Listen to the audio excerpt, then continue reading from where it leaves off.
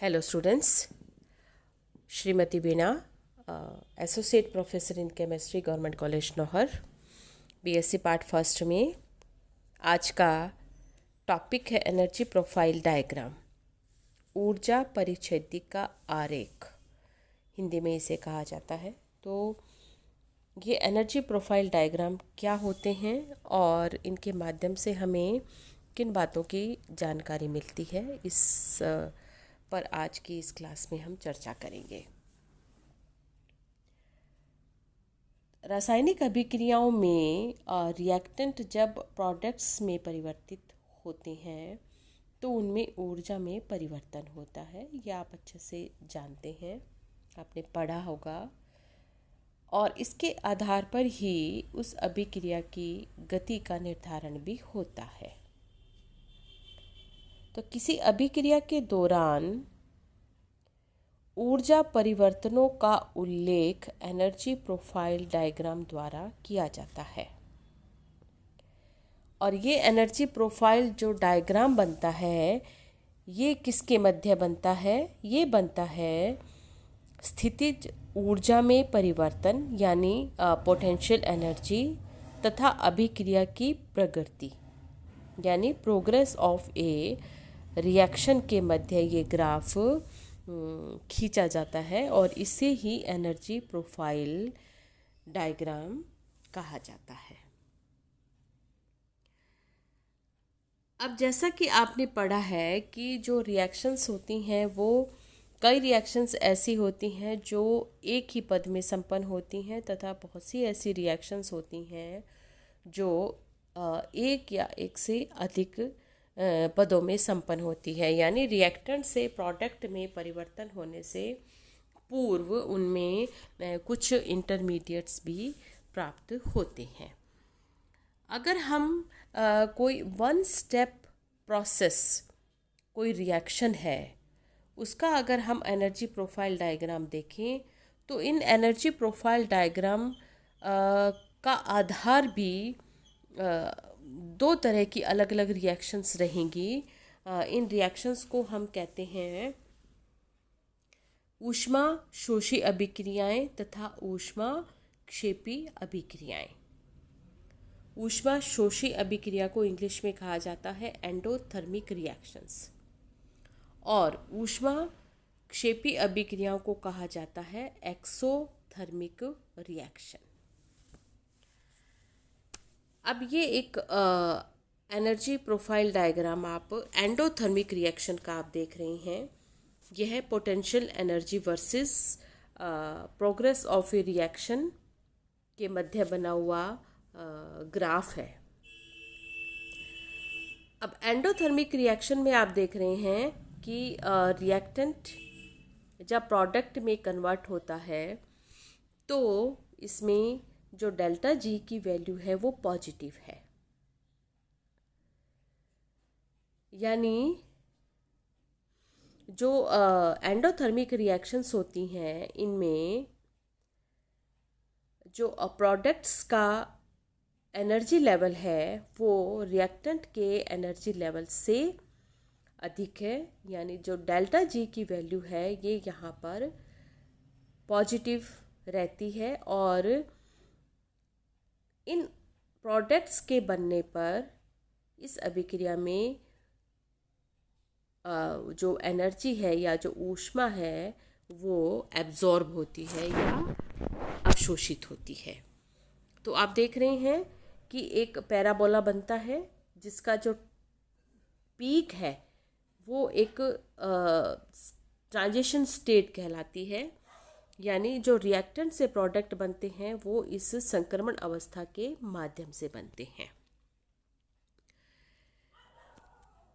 Second आप यहाँ पर ये ग्राफ देख रहे हैं वो है एक्सोथर्मिक रिएक्शंस। एक्सोथर्मिक रिएक्शन में पोटेंशियल एनर्जी और प्रोग्रेस ऑफ द रिएक्शन के मध्य ये ग्राफ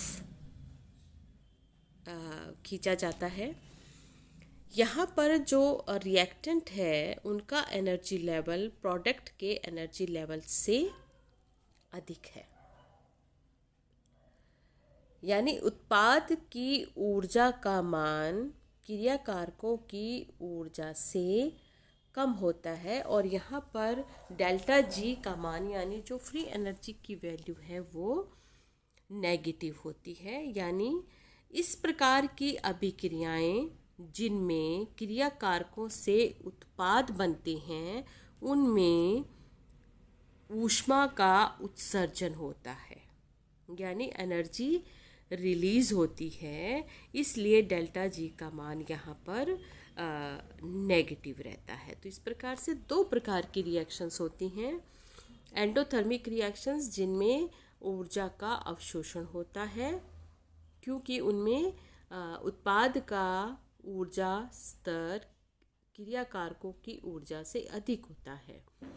और दूसरी एक्सोथर्मिक रिएक्शंस होती हैं जिनमें ऊष्मा का उत्सर्जन होता है क्योंकि क्रिया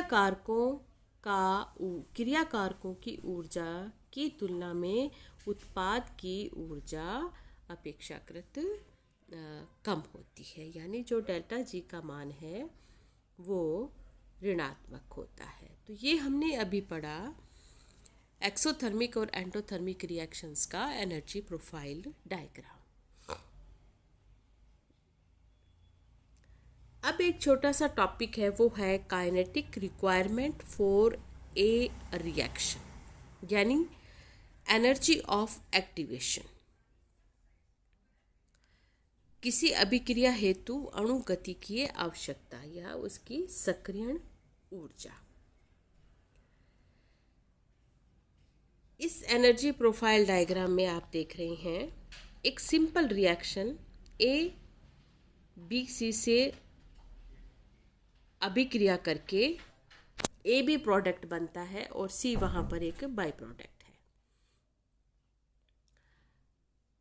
ए और बी सी के मध्य जब अभिक्रिया होती है यानी रिएक्टेंट से जब प्रोडक्ट बनते हैं तो पीक पर एक संक्रमण अवस्था प्राप्त होती है। आप देख रहे हैं ए बी और सी के दोनों तरफ ही डॉटेड लाइन से उन बंध को दर्शाया गया है।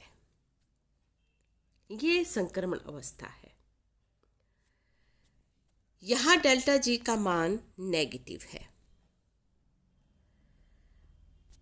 अब किसी अभिक्रिया के जो अणु गतिकीय आवश्यकता यानी जो सक्रियण ऊर्जा है वो क्या होती है कि किसी अभिक्रिया के लिए डेल्टा जी का मान ऋणात्मक होने का अर्थ यह कदापि नहीं होता कि वह अभिक्रिया हो ही जाएगी, यानी उस क्रियाकारी अणुओं से हमें उत्पाद के अणु प्राप्त हो ही जाएंगे। ये आवश्यक नहीं है अगर वहाँ पर डेल्टा जी का मान ऋणात्मक हो। इसका मतलब क्या है कि किसी अभिक्रिया के संपन्न होने के लिए डेल्टा जी का मान ऋणात्मक होना एक आवश्यकता है, लेकिन यह पर्याप्त नहीं है। तो किसी अभिक्रिया को संपन्न होने के लिए उसमें सक्रियण ऊर्जा का मान भी जोड़ना होता है। सक्रियण ऊर्जा यानी एनर्जी ऑफ एक्टिवेशन, जिसको हम कैपिटल ई से ACT लिख के और इस सिंबल से लिखा जाता है। अब सक्रियण ऊर्जा क्या होती है?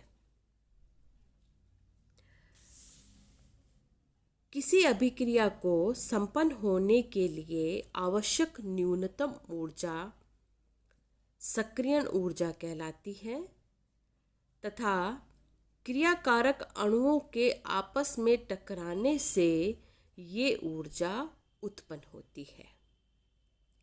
यानी डेल्टा जी का मान ऋणात्मक होना ही पर्याप्त नहीं है किसी अभिक्रिया में रिएक्टेंट को प्रोडक्ट्स में परिवर्तित करने के लिए, बल्कि जो उसके साथ साथ जो अन्य जो आवश्यक शर्त है वो है वह न्यूनतम ऊर्जा जो क्रियाकारक अणुओं के आपस में टकराने से पैदा होती है।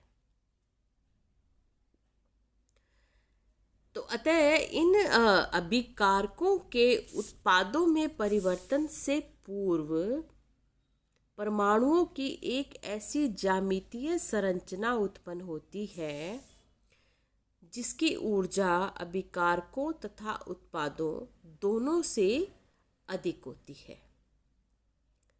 इस अवस्था को संक्रमण अवस्था कहा जाता है तथा इससे संबंधित ऊर्जा को सक्रियण ऊर्जा कहते हैं। और यह एक ऐसी अवस्था होती है जिसमें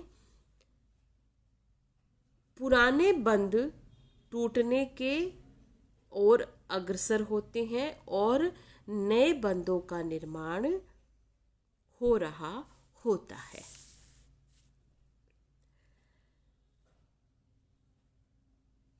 तो किसी अभिक्रिया को संपन्न होने के लिए यानी रिएक्टेंट्स को प्रोडक्ट्स में बदलने के लिए डेल्टा जी के नेगेटिव वैल्यू के साथ साथ जो सेकंड जो कंडीशन है वो है सक्रियण ऊर्जा, और वो प्राप्त होती है अणुओं के आपस टकराने से और एक नई ज्योमेट्रिकल स्ट्रक्चर वहाँ पर बनती है। तो किसी अभिक्रिया को संपन्न होने के लिए अणुओं का टकराना ही आवश्यक नहीं है, यानी टकराने वाले अणुओं के पास न केवल न्यूनतम ऊर्जा अर्थात सक्रियण ऊर्जा होनी चाहिए, बल्कि टकराते समय अभिकारक अणु परस्पर सही दिशा में अभिविन्यासित भी होने चाहिए ताकि उनके मध्य जो नए बंधों का निर्माण होता है वह सुगमतापूर्वक हो सके। तो किसी अभिक्रिया की जो काइनेटिक रिक्वायरमेंट है वो क्या कहती है कि अभिकारकों से उत्पाद में परिवर्तन के लिए डेल्टा जी के ऋणात्मक वैल्यू के साथ अणुओं की इस प्रकार से टक्कर हो, सही दिशा में टक्कर हो कि सक्रियण ऊर्जा के बराबर ऊर्जा उसमें पैदा हो और वे क्रियाकारी अणु संक्रमण अवस्था के माध्यम से प्रोडक्ट में कन्वर्ट होते हैं। सो thank you so much students.